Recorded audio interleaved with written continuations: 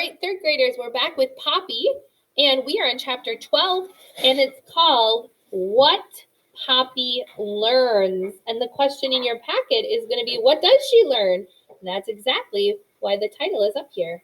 Okay, here we go. Chapter 12. Don't stab me, Poppy cried through chattering teeth. Don't kill me. Earth blinked. What? He said.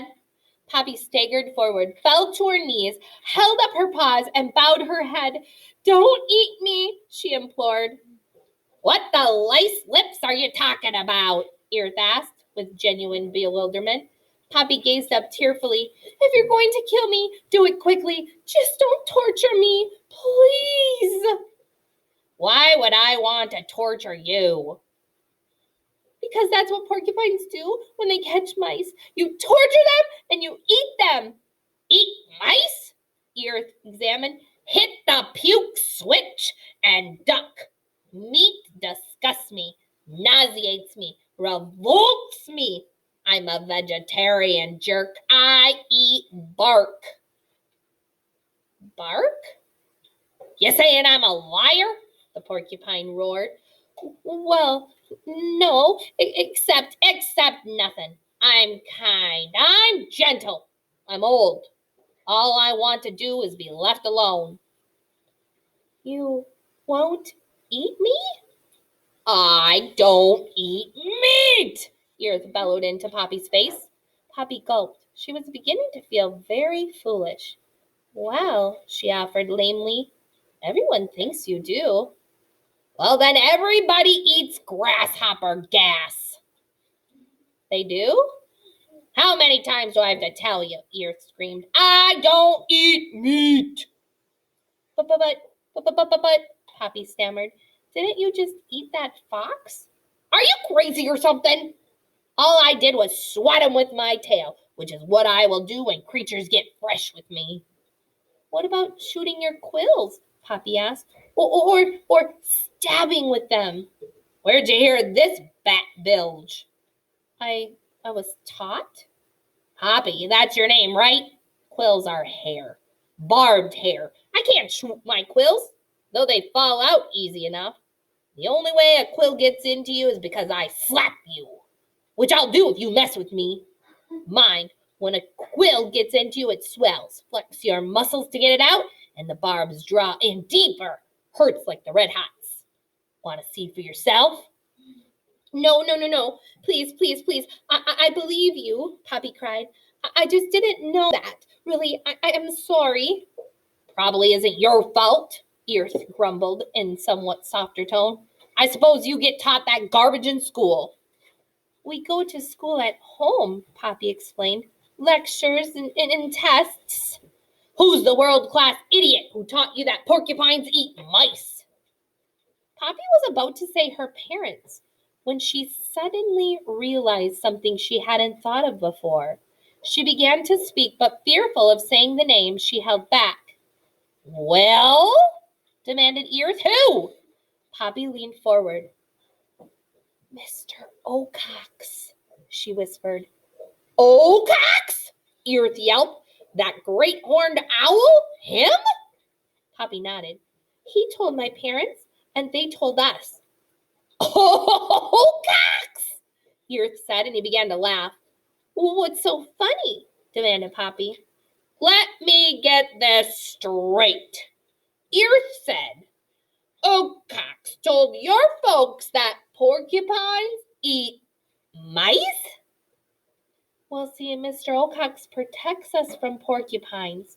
Well, what's so funny about that? Poppy! Earth said between fits of sputtering laughter. He's the one who eats mice. And if there's one thing that jerk of an owl is frightened of, it's me.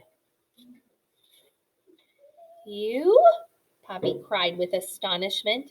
Listen, Poppy, nobody messes with Earth's own door to stomp. Nobody. Fool with me and I'll shove a quill up your snooter. The only thing that old owl wants to protect is himself. Why, he wouldn't get within a log's length of me. I may be old and fat and have a foul mouth and smell, but I can shake my tail and put it in his face. Yours too. Want to see? No, Poppy replied quickly. I believe you. I believe you, Earth. Really, I do. Protects you from porcupines? Earth said with a sneer. Frog flip. But if you believe that, what the worm water are you doing here? I was trying to get to Newhouse, Poppy explained. And honest, that fox did chase me. Earth snorted. But you said Ocox told you to be scared of me, is that right? Poppy nodded. Poppy, Earth said, running in here was smart. It was? Sure. The truth is, you could walk by my side of the lake with no place to hide if I were with you. That jerk of an owl would do no more than look at ya. Really? Poppy said, feeling a sense of relief. If there's one thing I like besides being fat and sassy and prickly to the touch, it's going where no one wants me to go. Fact is, I'm one of the only few creatures in Dimwood who can protect you. I bet that's the reason he says all that earwig juice about me. As for Newhouse, don't talk to me about going, you just go. I never tell anyone what to do. Don't you have a family? Oh, I had parents and a wife. For a while there, we even had kids. Quite a nice bunch.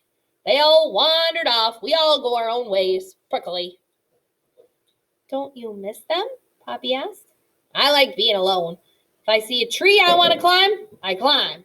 Chew some bark and get some sleep. Isn't there anything in the world you love? Really love? At the word love, the look on Earth's face turned dreamy, and he sighed. Oh, yes, he admitted, there is. Who is it?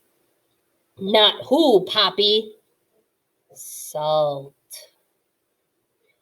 I can't get enough of it. I'm mad for it. I die for it. It's because of my liver, someone told me. I don't care. I love it. Rock salt, sea salt, sweat salt, any kind of salt. He licked his lips. Don't happen to have any on you, do ya? I'm sorry, I don't. You were talking about Newhouse. You have any idea what's there?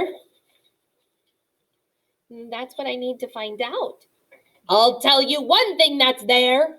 What? A chunk of salt as big as me. Humans put it out for a deer. Can you believe it? Deer. But it's on a high steel post, so I can't get it. What a waste. Oh, but I do dream about it. Oh, I do. And he closed his eyes. I think Ragweed would have liked you, Poppy said with admiration. But even as she spoke, a great wave of exhaustion swept over her. Please, Earth, would you mind very much if I took a nap? Poppy, you can do what you want. But if I were you, I wouldn't sleep where you're standing. As I told you, it's my toilet. And it's too stinky even for me.